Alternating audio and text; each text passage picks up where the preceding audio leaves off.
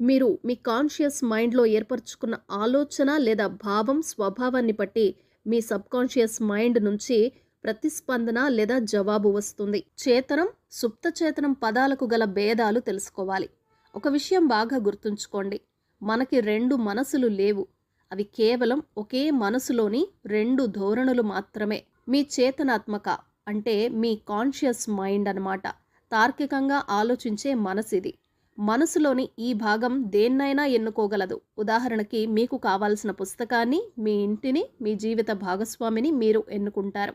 మీరు తీసుకునే నిర్ణయాలన్నీ చేతనాత్మక మనసులో చేస్తారు. ఇంకోవైపు చూస్తే అసలేమీ ప్రమేయం లేకుండా మీ హృదయం దానంతట అది కొట్టుకుంటుంది.